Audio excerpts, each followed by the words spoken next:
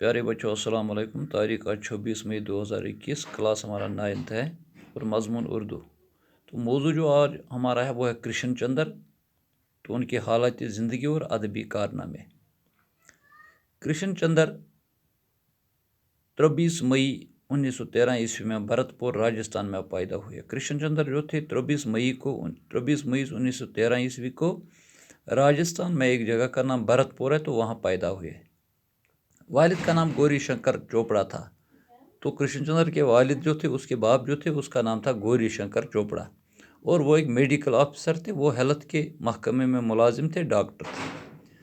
कृष्णचंद्र का आबाई वतन वज़ीराबाद पाकिस्तान था। तो कृष्णचंद्र का आबाई वतन जो था वो था वज़ीराबाद, जो कि पाकिस्तान में है, जो कृष्णचंद्र की जवानी तक हिंदुस्तान का हिस्सा था। चूँकि आज़ादी से पहले 1947 से पहले हिंदुस्तान और पाकिस्तान जो था, ये बरसीगर जो है, इस पूरे को हिंदुस्तान का नाम दिया गया था। उस वक्त पहले इसका नाम हिंदुस्तान ही था। तो आज़ादी से पहले कृष्णचंद्र के बाप मुलाजमत के सिलसिले में अहल खाना को साथ लेकर पुनिश आ गए। तो कृष्णचंद्र जो के बाप जो थे, जो कि वो एक डॉक्टर थे, और मुलाजमत के सिलसिले में ही वो पुनिश आ गए। पुनिश चूँकि जम्मू कश्मीर का एक डिस्ट्रिक्ट है, जम्मू का एक डिस्ट्रिक्ट है, तो वहाँ पे रहने लगे और यहाँ पर मुकीम हो गए, यानी बसने लगे, यहाँ पे रहने लगे। कृष्णचंद्र ने 8वीं तक की पढ़ाई पुनिश के मशहूर school Victoria jubilee high school से हासिल की। तो कृष्णचंद्र ने 8वीं तक की तालीम जो थी वो पुनिश में ही हासिल की। पुनिश में एक मशहूर स्कूल था, जिस स्कूल का नाम था विक्टोरिया जुबली हाई स्कूल। तो वहाँ से 8वीं तक की तालीम हासिल की।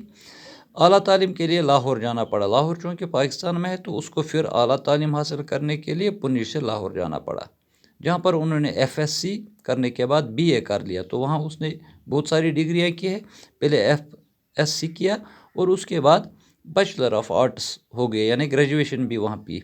फिर अंग्रेज़ी में MA करने के बाद 1937 ईस्वी में कानून की डिग्री LLB भी मुकम्मल कर ली। तो उसके बाद ग्रेजुएशन के बाद उसने मास्टर्स की डिग्री की और उसके बाद उसने कानून की एक डिग्री की, जिसको LLB कहते हैं। तो जो वकालत की डिग्री हुआ करती है, तो वो LLB उसने वहाँ पे किया है 1937 ईस्वी में।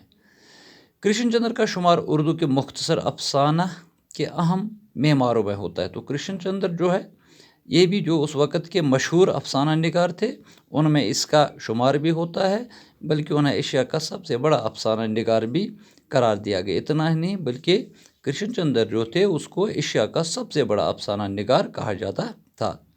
कृष्णचंद्र ने बेशुमार अफसाने लिखे। तो उसने कई अफसाने भी लिखे हैं, बहुत सारे अफसाने कृष्णचंद्र ने लिखे हैं।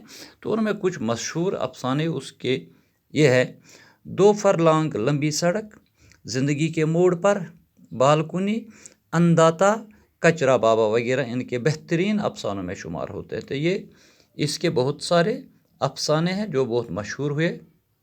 इसके अलावा अनशाया ड्रामा और नावल में भी उनकी यादगार हैं। तो इसके अलावा उसने बहुत सारे ड्रामे, नावल और अनशाया भी लिखे हैं अफसानों के अलावा।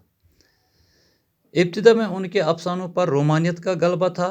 जब उसने शुरुआत की अफसानों की, तो उसमें रोमानियत ज़्यादा दिखाई दे रहा था, जिसकी वजह कश्मीर और गुलमर्ग की खूबसूरत वादियाँ, चूँकि लगाव था उसको ज़्यादा कश्मीर और गुलमर्ग की, तो उसी की खूबसूरत वादी जो थी उसमें ज़्यादा पे जोर उसने इन्हीं चीज़ों पे दिया है।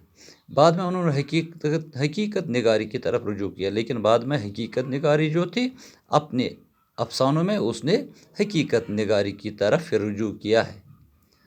अपने अफसानों में उन्होंने ज़िंदगी के हर पहलू को नए अंदाज में पेश किया। ज़िंदगी का कोई भी पहलू जो है, तो उसने ज़िंदगी का हर एक पहलू जो है अपने नए अंदाज में पेश किया है अपने अफसानों में।